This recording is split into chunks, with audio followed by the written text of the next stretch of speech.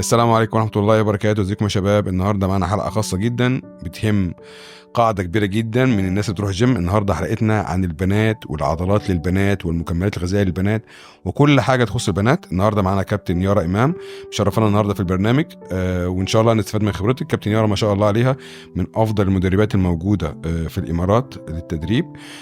فالنهاردة عندنا أسئلة كتير خاصة للسيدات، والنهاردة هنعمل مشاكل كتير مع مدربين كتير. فخليني أسألك أول سؤال. دايما في بنات معتقدة ان هي مجرد ما هتدخل الجيم هتعمل عضلات زيها زي الولاد، لمجرد انها تتمرن ان هي عضلاتها زي عضلات الولاد فهتقدر تعمل تمرين ده. رأيك ايه في الكلام ده؟ هل البنت تقدر تعمل عضلات بشكل طبيعي زي الولاد ولا لا؟ والله كوتش، يعني ده احسن سؤال واكتر سؤال بنتسأل. ويعني يمكن ستات كتير وبنات كتير اول ما بتبدأ تفكر ان هي تتمرن بتقول نفس السؤال ده، اللي هو انا عايزة اتمرن بس انا خايفة اطلع عضلات زي الرجالة وابقى ضخمة والكلام ده كله. طبعا ده استحالة يحصل. يعني احنا عارفين كويس قوي ان طبيعة تكوين جسم الراجل غير طبيعة تكوين جسم البنت. طبعا البنت طبيعة جسمها ان هي عندها كتلة طبعا عضلية، كلنا عندنا كتلة عضلية، بس طبيعة جسم البنت ان كتلة العضلات في جسمها اقل من كتلة عضلات جسم الراجل. الدهون عندها بتكون نسبتها أكبر، فحتى نسبة دهون الراجل غير نسبة دهون الست. صحيح. فدي حاجات لازم نحطها في الاعتبار في الأول خالص. بالنسبة طبعا ده كده كشكل. بالنسبة للهرمونات، طبعا هرمونات الجسم بتاعت الست غير هرمونات جسم الراجل. فطبعا احنا عارفين ان هرمون التستوستيرون هو المكون الرئيسي للعضلات. فطبعا هرمون التستوستيرون في جسم الست غير جسم الراجل. نسبة الهرمون في جسم الراجل يعني أزيد 15 مرة عن جسم الست كتستوستيرون، والاستروجين عندنا طبعا كستات مرتفع أعلى أكيد، وجسم الراجل إن هو أقل.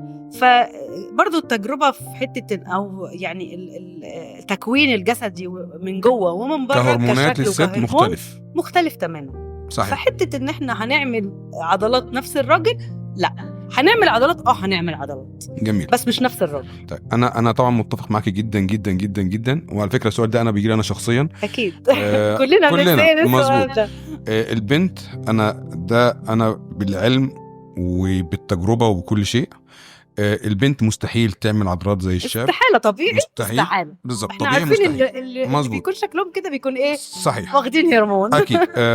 مفيش واحده هتقدر توصل لكتله عضليه كبيره بدون هرمون، ده مستحيل.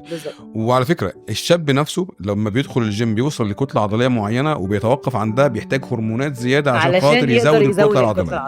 فبشكل طبيعي او بشكل عادل الست مهما اتمرنت مش هتوصل لنفس كتله الراجل.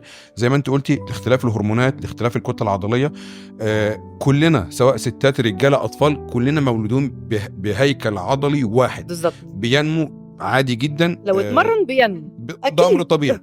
البنات، في بعض البنات انا اعرف بنات معينه اما بتيجي تتمرن هي بتنزل نسبه الدهون عندها، بتنشف شويه، فبيبان عندها الشكل العضلات بالزبط. فبيبان ان هي عندها عضلات بس هي ما عندهاش الكتله الكبيره، مش كبيره، مش ضخمه يا كوتش. أكيد. هي دي الفكره. انا واحده من الناس، انا كوتش بتمرن 6 ايام في الاسبوع.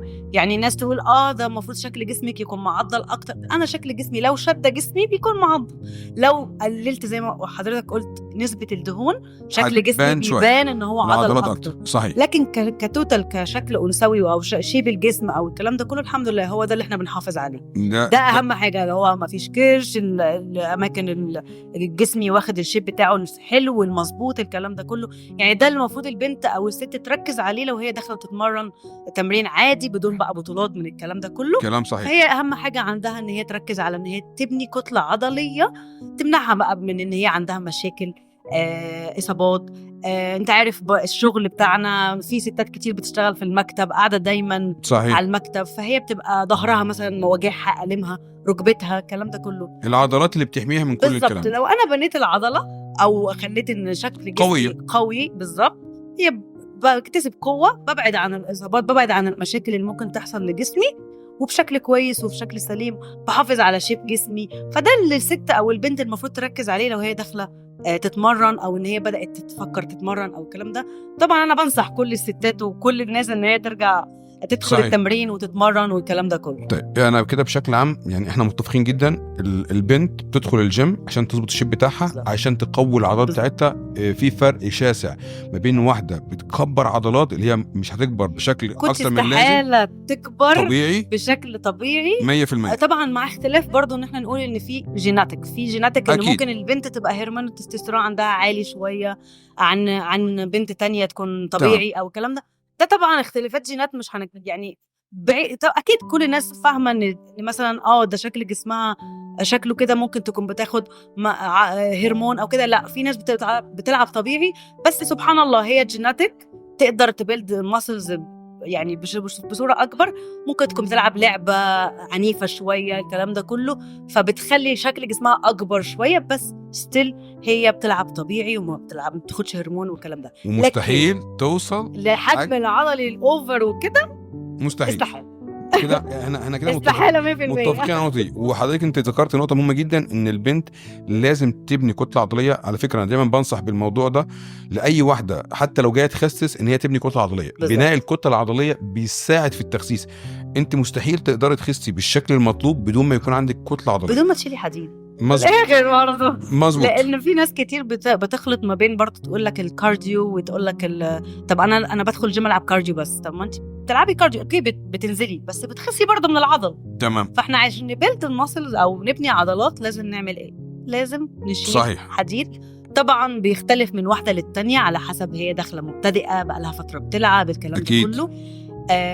الاوزان الحاجات دي كلها بنطلع تدريجي.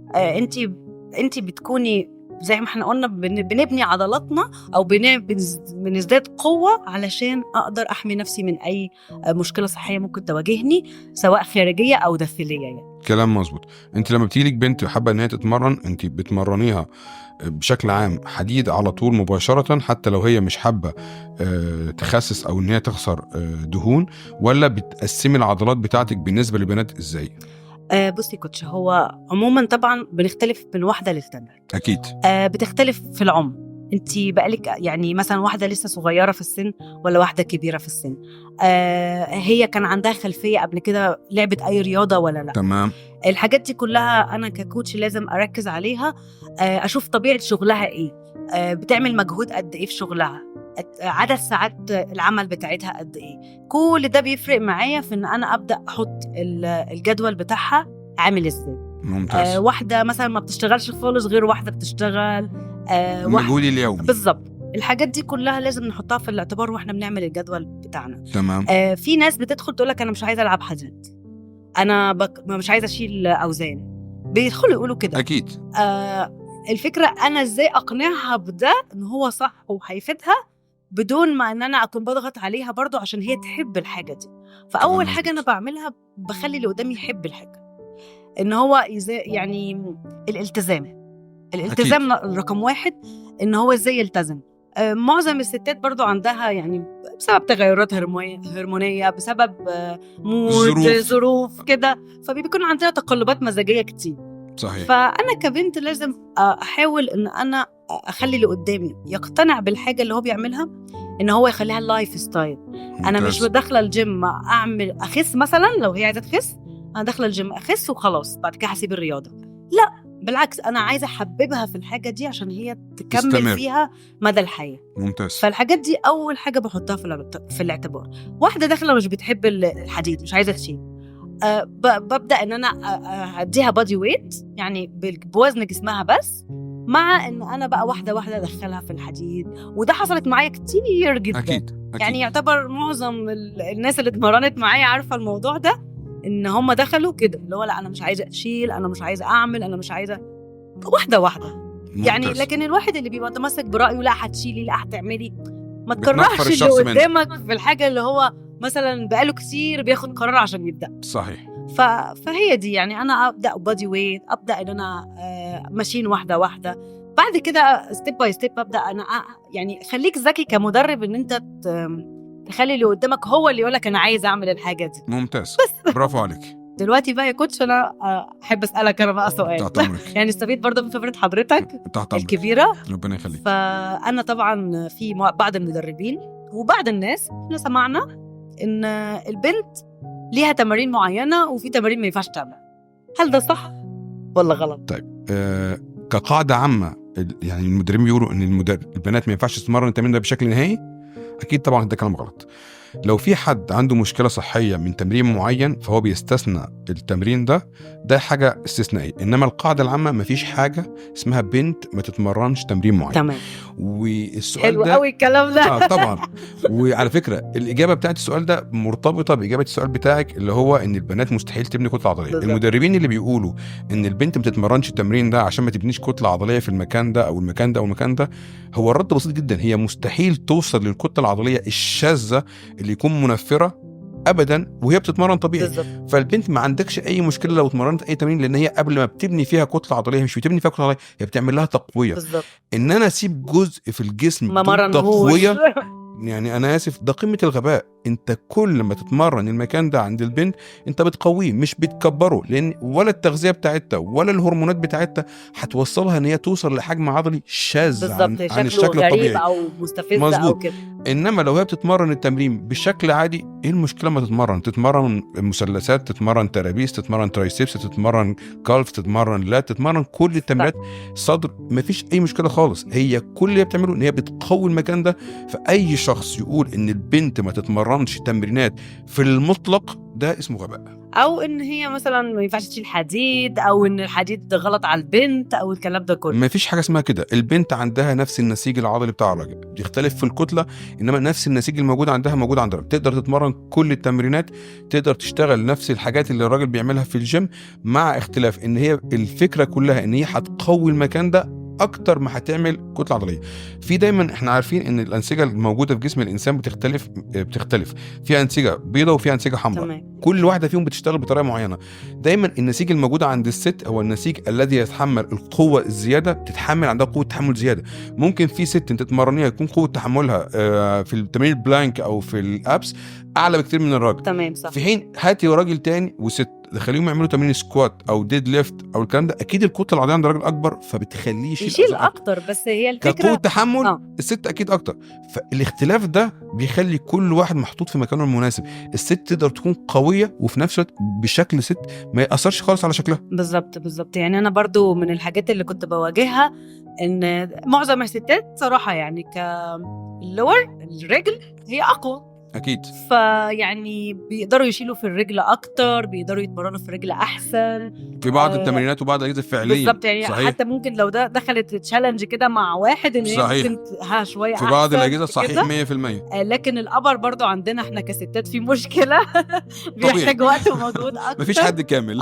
بس والاختلاف عند الراجل ان الراجل بيبقى سبحان الله يعني الابر عنده اقوى شويه من الست، وبيكون عنده الحجم العضلي بيبان اكتر في الابر عن الست. يعني هو على فكره الموضوع دايما مرتبط، القوه البدنيه مرتبطه بالكتله العضليه. تمام. ان انا كل ما الكتله العضليه بتاعتي هتكون فيها زياده، واللي هي بتكون نتيجه الهرمونات زياده عند الراجل، فنتيجه للموضوع ده بيكون القوه بتاعته. اكيد.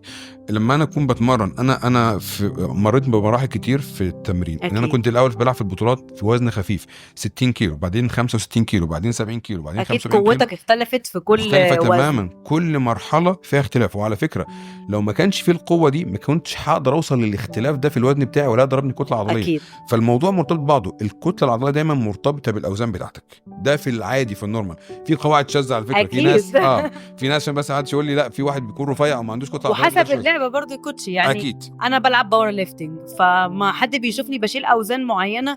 يعني لما ساعات كنت اتمرن في جيم ميكس او كده، فكان اللي هم انت ازاي بنت وشايله الوزن ده، فهم مش واخدين بالهم انا بلعب لعبه مختلفه. مظبوط. وبشتغل زي ما حضرتك قلت على قوتي وقوه تحملي والكلام ده كله، مش ككتله عضليه. بالظبط. مظبوط.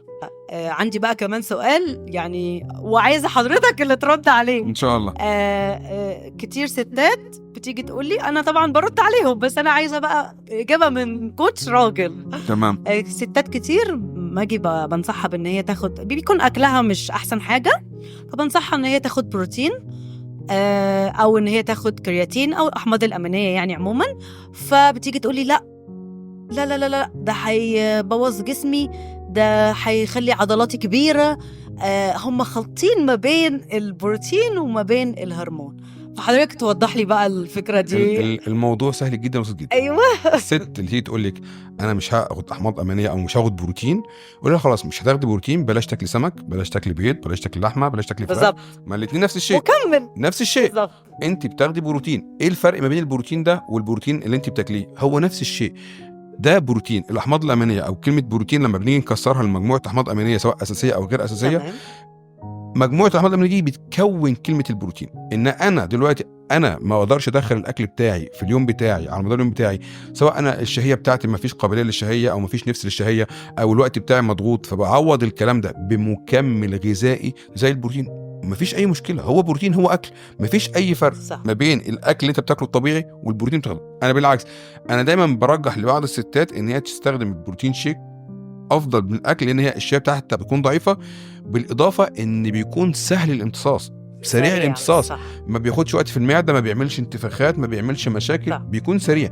وخاصه مثلا انا دلوقتي هصحى الصبح انا محتاج ادخل بروتين سريع الامتصاص، فادخل بروتين شيك مثلا مع فاكهه مع اي حاجه خفيفه الصبح، ادي كده وجبه. انا دلوقتي خلصت تمرين، وهي صعب جدا في بعض الناس بعد التمرين بيكون صعب ان هو ياكل، وعندهم ازمه كمان في ان هم يدخلوا كميه البروتين المفروض اكيد جسمها اللي هي محتاجاها. فبتعمل ايه؟ تدخل بروتين شيك بعد التمرين بشكل مباشر، ده بالعكس افضل بكتير، واسرع، العضله على طول بتاخده، بتمتصه بشكل سريع.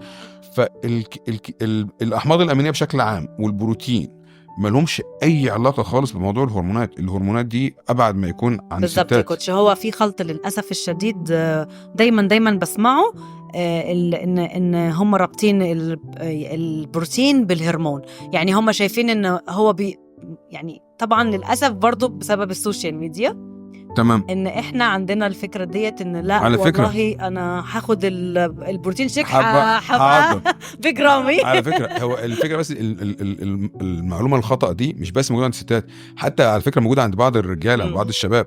هو معتقد ان هو مجرد ما هياخد البروتين هيتحول، هيبقى بالظبط بيج رامي، هيبقى روني كولمان. هو معتقد ان ده هرمون، هو ده مش هرمون. المعلومه الخطا هو دي مكمل غذائي، بيكمل غذائي اللي انا محتاجه. قبل كده عملت حلقه مخصوص عن الموضوع ده، الفرق ما بين المكمل الغذائي والهرمون والمنشط. صح. في فرق حتى ما بين الثلاثه، اكيد فرق شاسع ما بين الثلاثه. انما الست ان هي تستخدم بروتين، بالعكس انا دايما برجح للست ان هي تستخدم بروتين، وخاصه طبعا بتستخدم البروتين المناسب ليها ولجسمها. في ستات ان هي بتستخدم الجينر، في ناس بتستخدم الواي بروتين العادي، في ناس بتستخدم الايزو حسب احتياجها هي وحسب برضه معدتها، لان في ناس عندها تحسس من اللاكتوز والكلام ده كله. ففي حاجات الانواع دلوقتي كتير موجوده ومتوفره، الحمد لله الشركات ما شاء الله كتير، فتختار النوع المناسب ليها. بالعكس انا ارجح الموضوع ده بالنسبه للستات. طب والكرياتين بقى؟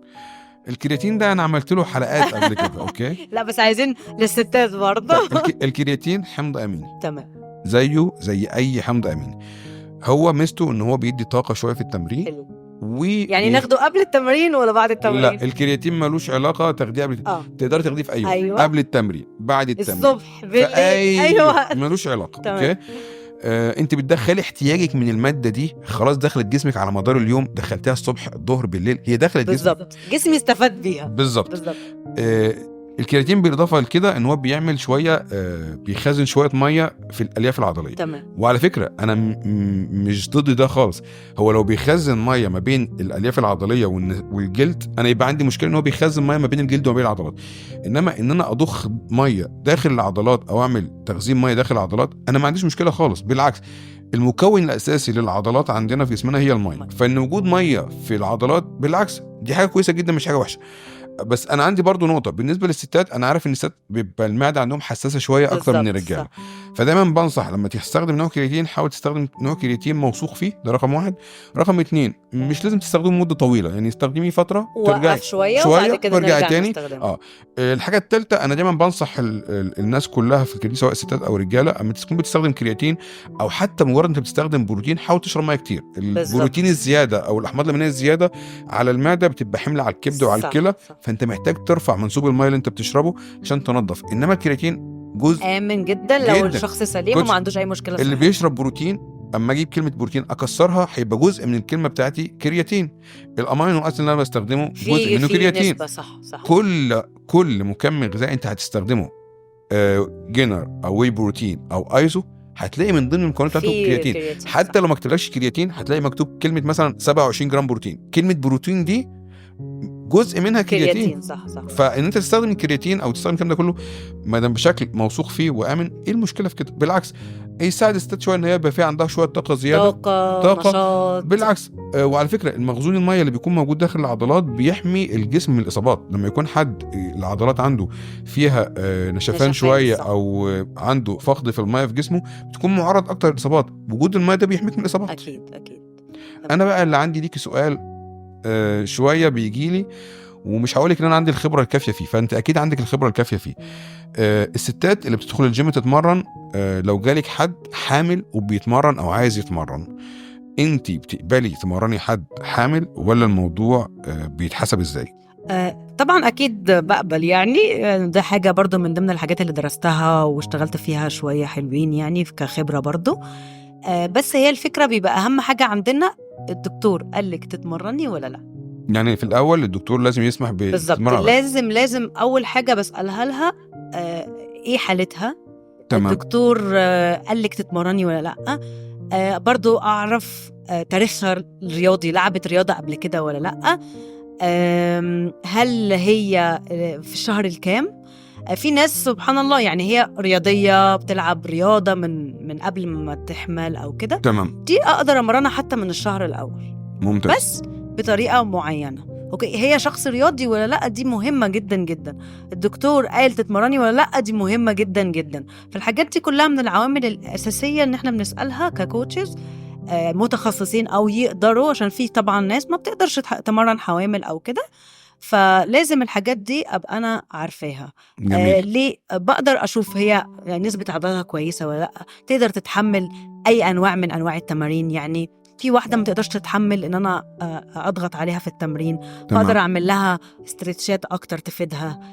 في مرحله من وقت الحمل، يعني انا هي في الشهور الاولى ولا في الشهور الاخيره. الشهور الاخيره برضو الجسم بيكون في الستات بيكون في تغيرات هرمونيه كتيره، وفي حاجات ممكن لا قدر الله لو عملتها لها تعمل اصابه او تزود او تعمل مشكله لا قدر الله عندها. فاحنا عايزينها تكون في السيف سايد، عايزينها تقوي عضلاتها، هتساعدها جدا اثناء الحمل. صحيح. وبعد الحمل. صحيح. يعني هتساعدها جدا في الحمل ان هي لو بتولد طبيعي فهتسهل عليها الولاده جدا. هتخلي ان هي عضلاتها احسن، عضلاتها اقوى. حتى الريكفري بعد الحمل ان هي بعد لما تولد هتكون عندها حته من ان عضلاتها قويه فهترجع بسرعه. جميل. يعني نقدر نقول الست الحامل تقدر تتمرن لو الدكتور سمح بكده. وفي نفس الوقت الموضوع بيختلف لو ست عندها خلفيه رياضيه وبتتمرن من قبل كده، مختلف عن ست ان هي لسه حامل. يعني هي بدات تفكر ان هي تبدا تتمرن وهي حامل، يعني هي فكرت تبدا تتمرن وهي عشان الدكتور قال لها كده. فالموضوع طبعا بيختلف اختلاف شاسع. طيب هنيجي بقى لسؤال هيعمل لنا مشاكل جوه الاستوديو وبره الاستوديو. السؤال مهم جدا. في ناس تقول لك ان البنات لو شالت اوزان تقيله بيعمل لهم مشاكل صحيه كست. انت مع الموضوع ده لا او لا؟ وانا عارف طبعا ان انت بتعملي باور ليفتنج وما شاء الله اوزانك ما شاء الله عاليه جدا، فانا عايز اسالك كتجربه شخصيه وكرد علمي على الكلام ده. اكيد. كتجربه شخصيه طبعا. انا كحد رياضي بقاله فتره او كده بيلعب، اكيد انا لما بدات العب رياضه مش زي دلوقتي. يعني تمام. لما بدأت خالص أول مرة دخلت الجيم، هل أوزاني أول ما دخلت زي ما بشيل دلوقتي؟ أكيد مختلف. أنا من سنة غير دلوقتي. طبيعي. ما بالك بقى كام سنة. صحيح.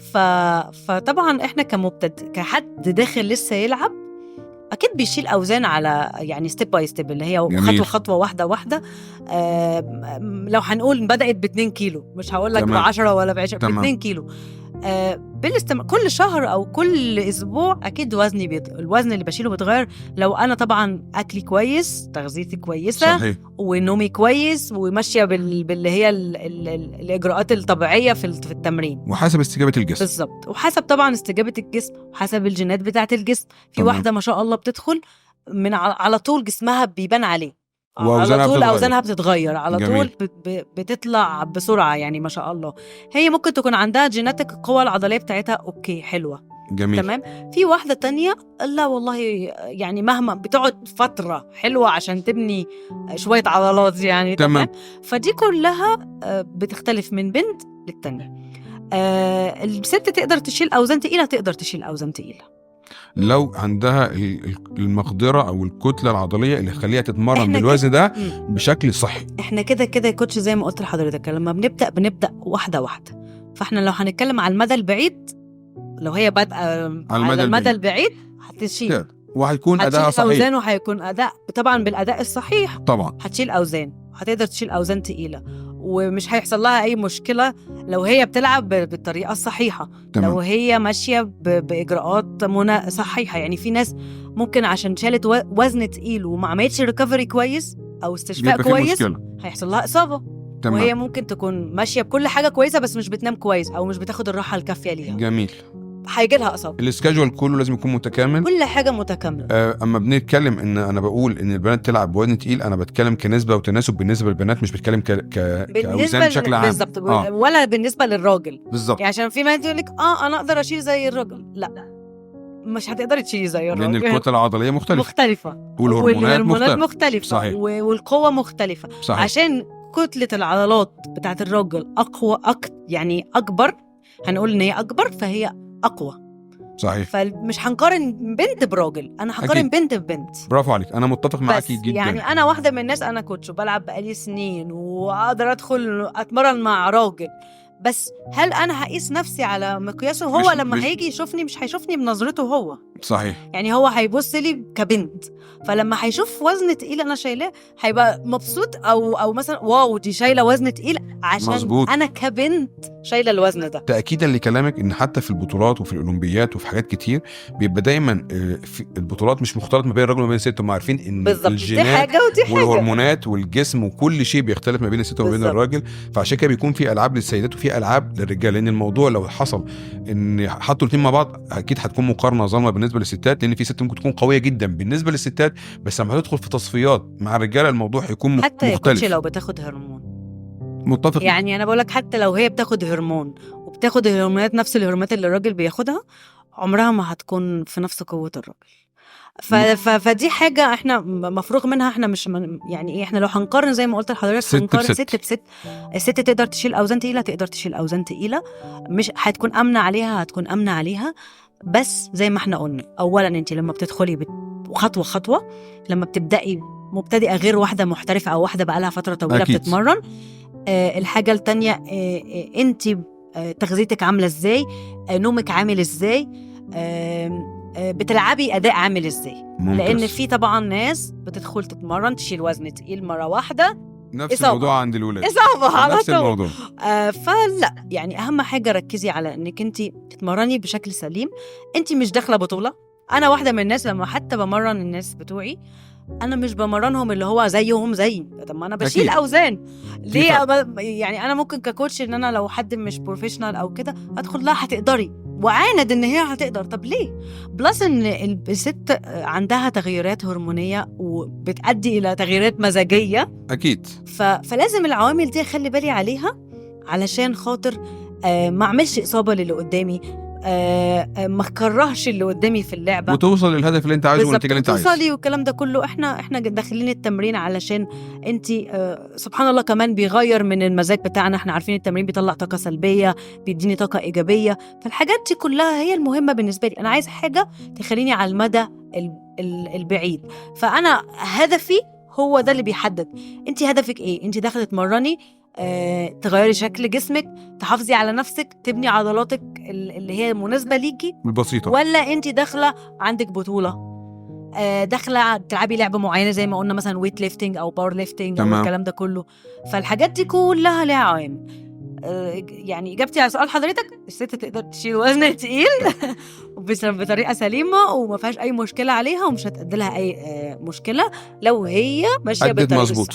طيب السؤال بقى تاني مهم جدا، ايه اكتر الاصابات اللي ممكن الستات، يعني مثلا عندنا مثلا مع الولاد في تمرينات معينة او عضلات معينة دايما بيبقى فيها مشكلة او فيها اصابة او فيها حاجة بتحصل مشكلة.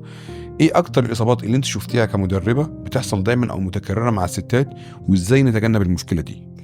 والله كنتش اكتر طبعا الاصابات بتحصل للستات هي الديسك. تمام. بيجي لها ديسك في ظهرها، او ان هي الاصابات بتاعت الركبه. تمام. بانواعها بقى. دي اكتر حاجه ممكن نكون بنشوفها. بتكون بسبب برضو في الاول في الاخر ضعف العضلات. متفق معاك جدا. يعني القعده الغلط، قاعدين على الكمبيوتر معظم الوقت، ماسكين الموبايل، الحاجات دي كلها. دي الرقبه طبعا، هي اصابات الرقبه والظهر اللور بسبب ان انا بشيل حاجه بطريقه غلط. ممتاز. مش شرط اكون في الجيم، يعني في ناس بتكون أكيد. جايه عندها المشاكل ديت. ازاي اقدر اتعامل معاها؟ ان انا اقوي العضلات بتاعت سواء مثلا ظهري، اسفل الظهر والرجلين. اقوي العضلات ما بين العمود الفقري علشان اقدر احمي العمود الفقري من ان هو يزيد الاصابه ممتاز. بتاعتي. بيكون بقى عن حاجات كتيره، تمارين تقويات، تمارين ستريتشنج، الحاجات دي كلها. فدي اهم حاجه ان احنا لازم نخلي بالنا عليها، واكون مع المدرب المناسب ليا. ممتاز. انا بنصح خصوصا الستات، يعني خلينا الاستثناء ما بين الراجل والست. الراجل شويه لما بيركز، يعني حتى لو هو مبتدئ، شويه لما بيركز مع المدرب، بيحاول يفهم المعلومات، بيحاول يفهم التمارين ازاي، الكلام ده بيقدر ان هو يحفظ له كام تمرين والكلام ده كله. وستيل برضو انا مش ضد ان الست او الراجل يكون معاهم مدرب شخصي. تمام. انا مش عشان مدربه والله، بس فعلا انا نفسي باور ليفتنج ومعايا مدرب. على فكره كلنا بنحتاج مدرب، لازم. حتى لو انت بروفيشنال بتحتاج بالزبط. مدرب.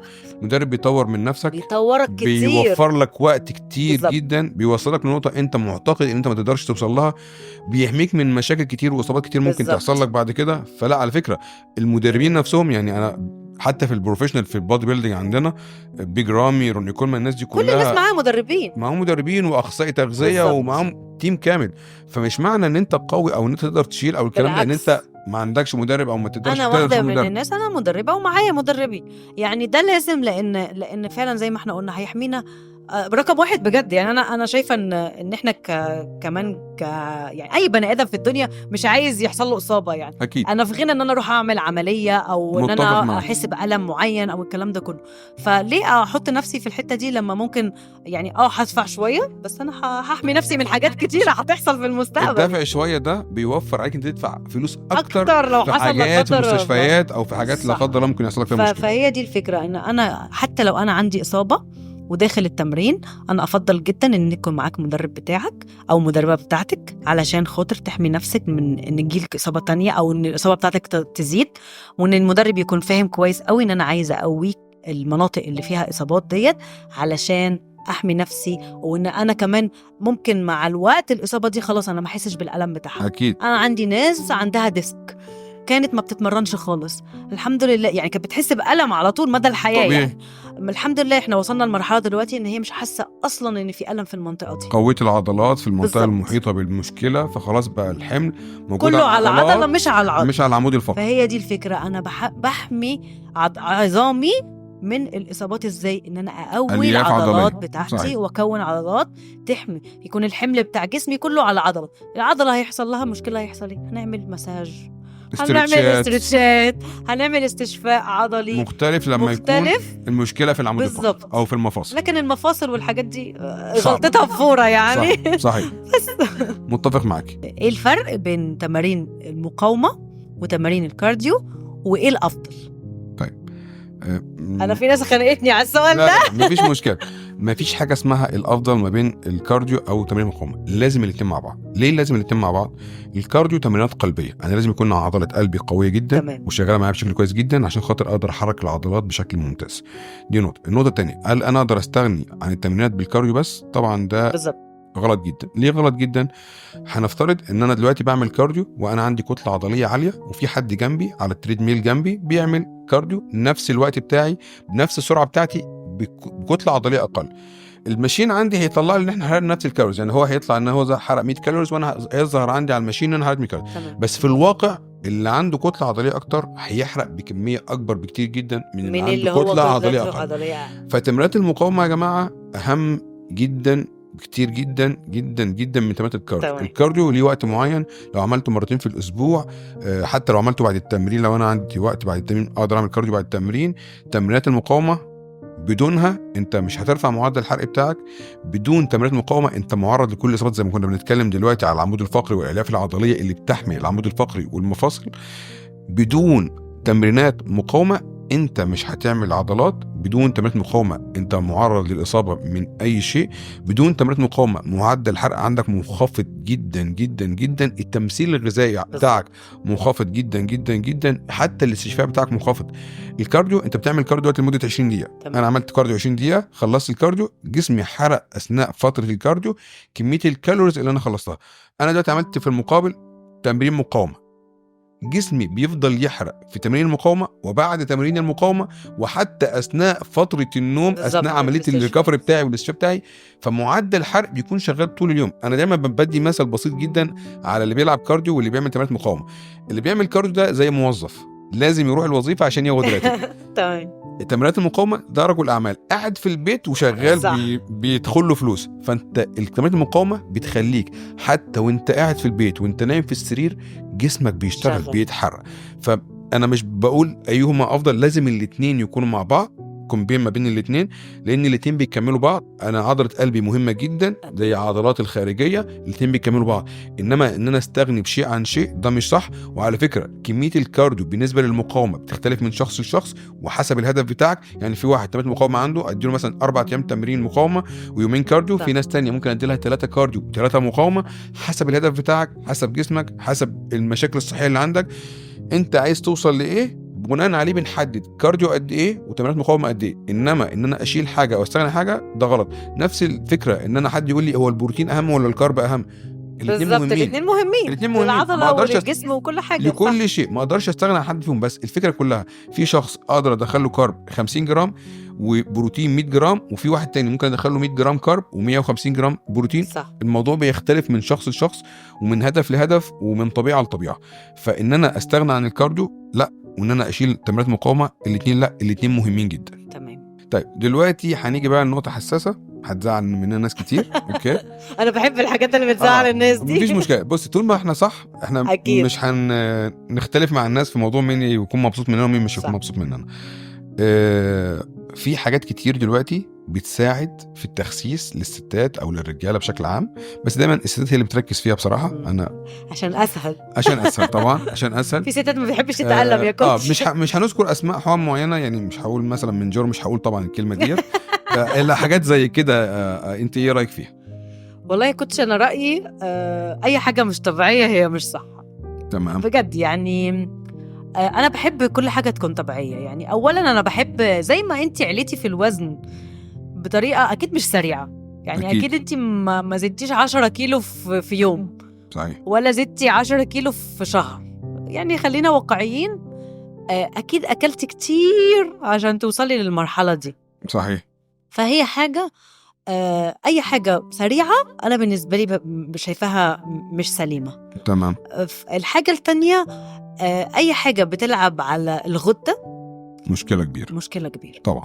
فاي حاجه بتنشط الغده بطريقه مش صحيحه ومش سليمه، ده انا بتكلم عن الناس اللي ما عندهاش مشاكل صحيه. اكيد. يعني الناس اللي ما عندهاش مشكله في الغدد، ما عندهاش وصفه طبيه لاستخدام الحاجات دي. احنا بنتكلم في الناس الطبيعيه بالزبط. اللي بتستخدم الحاجات دي عشان تسهل على نفسها. بالظبط. لا الناس دي انا بنصحكم بلاش. بتسبب كانسرز، بتسبب مشاكل في المعده، بتسبب مشاكل صحيه كبيره جدا جدا.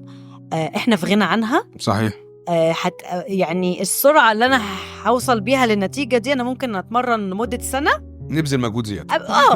انا عارفه ان في ناس كتيره ما بتحبش تتألم وما بتحبش تعمل مجهود، ولا انا مش قادره، ولا انا مش عايزه. انا عارفه ان في ناس كتيره كده، بس انا انصحك ده الصحي. انصحك انك تاخدي الحاجه واحده واحده. زي ما احنا قلنا احنا مش داخلين بطوله. تمام. على مهلنا ندخل نتمرن، نعمل اللي نقدر عليه في التمرين واحده واحده. ان شاء الله نص ساعه في اليوم قومي اتحركي. انا متفق معاكي. عارف لو في البيت انا قاعده كده وبقوم وبقعد من على الكرسي، اتحركي يا ستي، افضل شيء.